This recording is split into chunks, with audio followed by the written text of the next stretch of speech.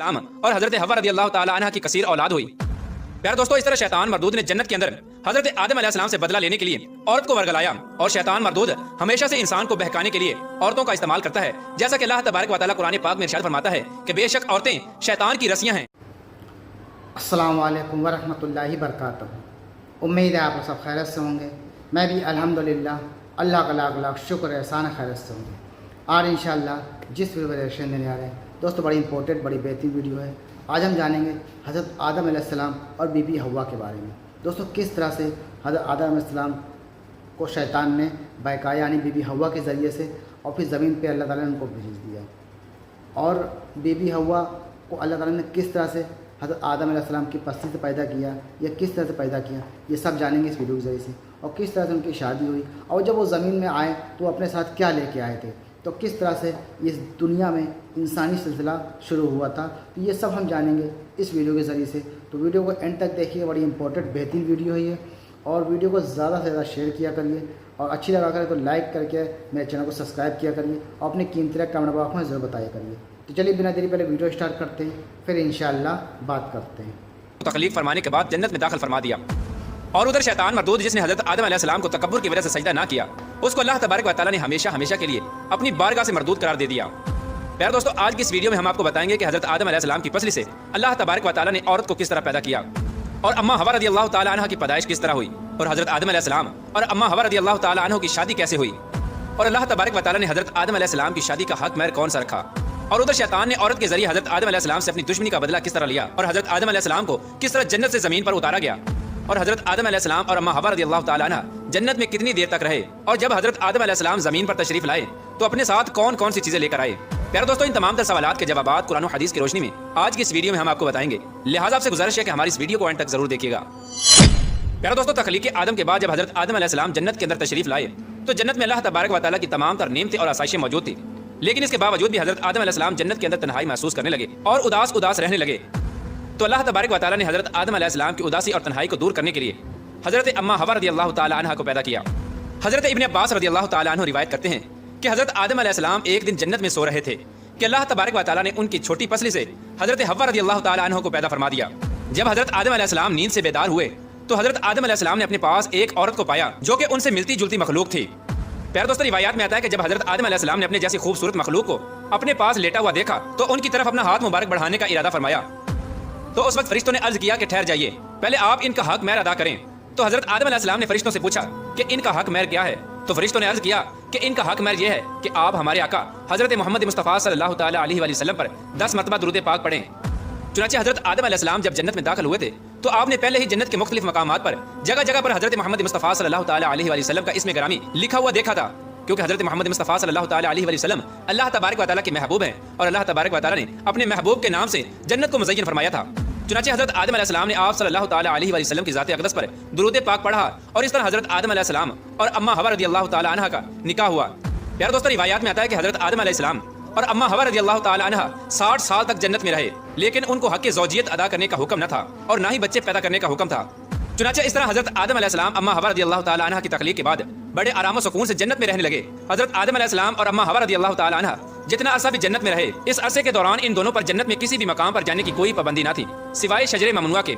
जन्नत में एक ऐसा दरख्त था जिसका फल खाने से अल्लाह तबारक व तआला ने मना फरमाया था।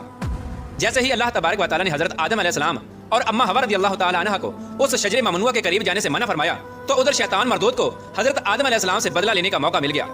चुनांचे शैतान मरदूद हजरत आदम अलैहिस्सलाम से बदला लेने के लिए दिन रात कोशिशें करने लगा। शैतान मरदूद की शदीद ख्वाहिश थी कि हजरत आदम अलैहिस्सलाम अल्लाह तबारक व तआला की नाफरमानी करें और सजा के मुस्तहिक करार पाएं। फिर शैतान मरदूद ने इन दोनों के दिलों में वसवसे डालने शुरू कर दिए ताकि इन दोनों की शर्मगाहें जो एक दूसरे से पोशीदा थी वो बेपर्दा हो जाएं। प्यारे दोस्तों, रिवायात में आता है कि हजरत आदम अलैहिस्सलाम और अम्मा हव्वा रज़ी अल्लाह ताला अन्हा का लिबास जन्नती लिबास था और इन दोनों के सरों पर ताज भी था। और एक दूसरी रिवायत के मुताबिक हजरत आदम अलैहिस्सलाम और अम्मा हव्वा रज़ी अल्लाह ताला अन्हा का लिबास जन्नती दरख्तों के पत्ते थे जिनसे उनका सितर एक दूसरे से पोशीदा था। अब शैतान रोज इन दोनों के दिलों में यह वसवसा डालता कि वो शजरे ममनुआ के पास जाएं और जिस फल से अल्लाह तबारक व तआला ने इन दोनों को मना किया है वो फल खाएं। चुनांचे शैतान एक दिन हजरत आदम अलैहिस्सलाम और अम्मा हव्वा रज़ी अल्लाह ताला अन्हा से कहने लगा कि तुम्हारे रब ने तुम दोनों को इस दरख्त के फल खाने से इसलिए मना किया है कि कहीं तुम लोग ये फल खाकर हमेशा हमेशा के लिए जिंदा रहने वाले न बन जाओ, या कहीं तुम लोग फरिश्ते न बन जाओ। चुनांचे शैतान की ये शैतानी बातें सुनकर حضرت حوا رضی اللہ تعالیٰ عنہ سوچنے پر مجبور ہو گئیں کہ آخر کار اللہ تبارک و تعالیٰ نے ہمیں اس پھل کھانے سے منع کیوں فرمایا، جبکہ جنت میں اور کسی بھی مقام پر جانے سے یا کوئی بھی چیز کھانے سے منع نہیں کیا گیا۔ شیطان مسلسل حضرت اما حوا رضی اللہ تعالیٰ عنہ پر وار کرتا رہا اور پھر آخر کار شیطان مردود کی کوششیں رنگ لے آئیں۔ شیطان مردود نے حضرت حوا رضی اللہ تعالیٰ عنہ کو پھل کھانے پر راضی کر لیا۔ ایک دن حضرت حوا رضی اللہ تعالیٰ عنہ نے حضرت آدم علیہ السلام سے کہا کہ ہم اس شجر ممنوعہ کا ذرا سا حصہ کھا کر تو دیکھیں کہ آخر کار اس میں کون سا راز چھپا ہے جس کی وجہ سے اللہ تبارک و تعالیٰ نے اس درخت کا پھل کھانے سے منع فرمایا ہے۔ شروع میں تو حضرت آدم علیہ السلام نے مکمل طور پر حضرت حوا رضی اللہ تعالیٰ عنہ کو اس درخت کا پھل کھانے سے منع فرما دیا، لیکن پھر حضرت حوا رضی اللہ تعالیٰ عنہ کے مسلسل اصرار پر حضرت آدم علیہ السلام بھی اس پھل کو کھانے پر راضی ہو گئے۔ آخر کار حضرت آدم علیہ السلام اور حضرت حوا رضی اللہ تعالیٰ عنہ اس شجر ممنوعہ کا پھل کھانے لگے۔ ان دونوں نے ابھی پوری طرح اس پھل کو چکھا بھی نہ تھا کہ ان دونوں کی شرمگاہیں ایک دوسرے پر ظاہر ہو گئیں۔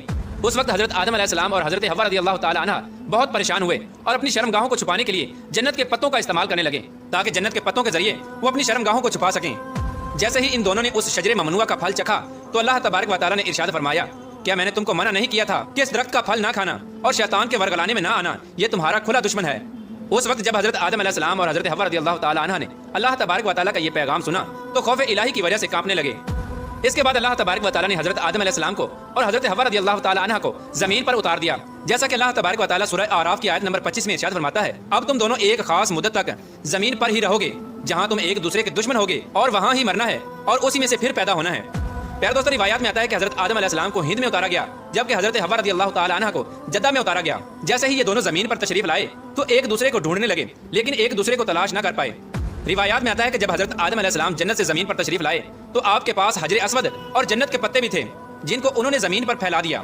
حضرت ابن عباس رضی اللہ تعالیٰ عنہ سے مروی ہے کہ حضرت جبرائیل علیہ السلام حضرت آدم علیہ السلام کے پاس تشریف لائے اور گندم کے 7 دانے اپنے ساتھ لے کر آئے۔ حضرت جبرائیل علیہ السلام نے اس گندم کے دانوں کو حضرت آدم علیہ السلام کو دیا تو حضرت آدم علیہ السلام پوچھنے لگے کہ یہ کیا ہے، تو حضرت جبرائیل علیہ السلام نے عرض کیا، یہ اس درخت کا پھل ہے جس سے آپ کو روکا گیا تھا لیکن آپ نے تناول فرما لیا۔ تو اس وقت حضرت آدم علیہ السلام نے فرمایا کہ اب میں اس کا کیا کروں، تو حضرت جبرائیل علیہ السلام نے عرض کی کہ ان دانوں کو زمین میں بو دیجیے۔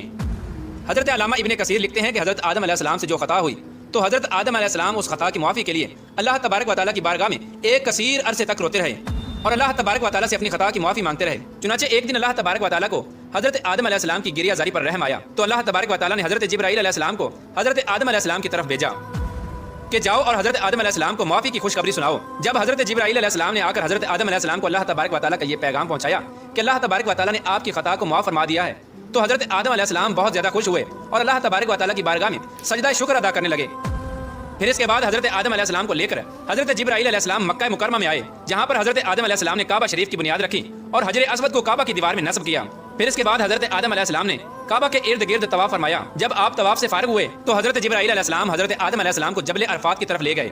وہاں پر آپ کی ملاقات حضرت حوا رضی اللہ تعالیٰ عنہ سے ہوئی لیکن طویل عرصے کی جدائی کی وجہ سے اور جسمانی بناوٹ کے تغیرات کی وجہ سے آپ ایک دوسرے کو پہچان نہ سکے۔ پھر حضرت جبرائیل علیہ السلام نے ان دونوں کا تعارف کروایا، اس وقت آپ دونوں بہت خوش ہوئے۔ پیارے دوستو، یہی وہ وقت تھا جب دنیا میں سب سے پہلی مرتبہ دنیا کی سب سے پہلی عورت کو حیض آیا۔ پھر اس کے بعد اللہ تبارک و تعالیٰ کے حکم سے حضرت آدم علیہ السلام اور حضرت حوا رضی اللہ تعالیٰ عنہ کی کثیر اولاد ہوئی۔ پیارے دوستو، اس طرح شیطان مردود نے جنت کے اندر حضرت آدم علیہ السلام سے بدلہ لینے کے لیے عورت کو ورگلایا اور شیطان مردود ہمیشہ سے انسان کو بہکانے کے لیے عورتوں کا استعمال کرتا ہے، جیسا کہ اللہ تبارک و تعالیٰ قرآن پاک میں ارشاد فرماتا ہے کہ بے شک عورتیں شیطان کی رسیاں ہیں۔ تو دوستوں، یہ تمہارا ایکشن جو آپ نے دیکھا حضرت آدم علیہ السلام اور بی بی حوا کے بارے میں پوری مکمل ویڈیو تھی دوستوں۔ اس میں سب سے اہم معاملہ یہ دوستوں شیطان کا بہکانا۔ سوچئے دوستوں، شیطان نے جب پیغمبروں کو بہکانے کی کوشش کی، ہر انسان کو بہکانے کی کوشش کرتا ہے شیطان، اس کا کام ہی ہے لوگوں کو بہکانا۔ کس طرح سے بی بی حوا کو برگلایا، ان کو بہکایا اور پھر کس طرح سے آسمان سے زمین میں اللہ تعالیٰ نے پھر بھیج دیا۔